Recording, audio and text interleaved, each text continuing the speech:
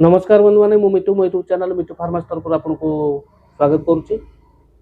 बंधु मैंने season change होती सीजन चेंज है गोटे मुख्य समस्या काश कमुन सुखिला काश बा ड्राई कफ ताकू किपरि भल करेबे आज आलोचना करबा ताकू भल करिया पे आपन आगे गोटे सिरप विषय कहूची आस्कोरिल डी प्लस। आज जानिबा आपको व्यवहार किपरि करबा केमिति व्यवहार करबा केते दिन व्यवहार करबा केते टंका आसुची व्यवहार कले कोन लाभ होबो कोन क्षति होबो केते टंका आसुची सब जणेबी वीडियो शेष पर्यंत देखंतु एबो जानंतु आपनकर आस्कोरिल डी प्लस सिरप विषय। जदि मो चैनल नुआ छथि चैनल को सब्सक्राइब करंतु बेल आइकन प्रेस करंतु वीडियो शेष पर्यंत देखंतु।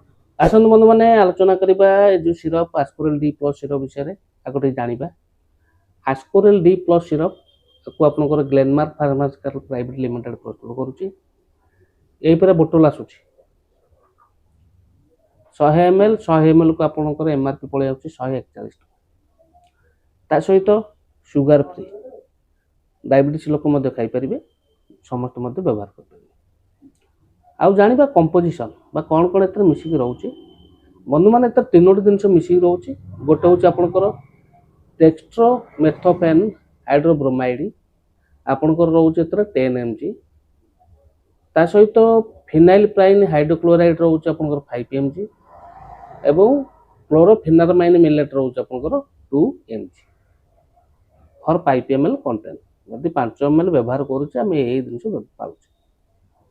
जानिले बंधु माने आस्कोरिल डी प्लस सिरप विषय रे आसुन जानिबा तर यूजेस मुख्य जिंस ये होची डॉक्टर को प्रेस्क्रिप्शन द्वारा व्यवहार करा जाय थाए। मन अच्छे व्यवहार करेंगे नहीं डॉक्टर दे था आपको ड्राई कफ माने सुखिला काश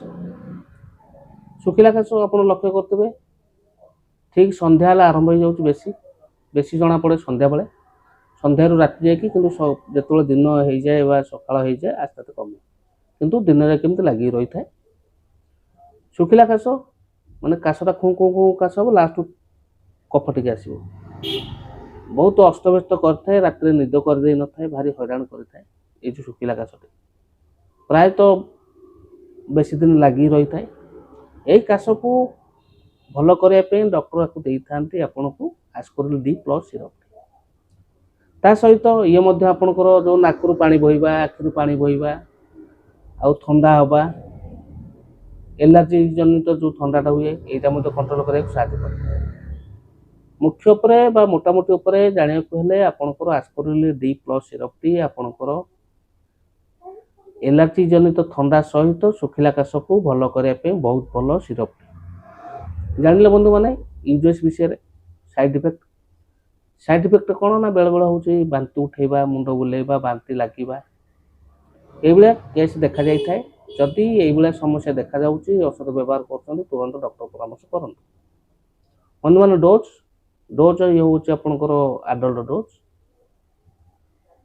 दिन को 3 थर खाइबा पूर्व खाइबाटा भल खाइबा पर खाईपर दिन को 3 थर 10 ml दिन को 3 थर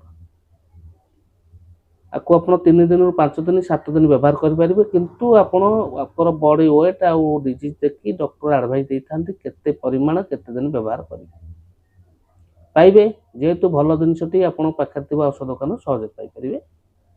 ठीक है बंधु मैंने आशा करडियो भल लगी तो वीडियो भल लगे वीडियो को लाइक करेंगे चैनल नुआ चैनल को सब्सक्राइब करेंगे बेल आइकन प्रेस करेंगे सांग साथी मानक शेयर करेंगे।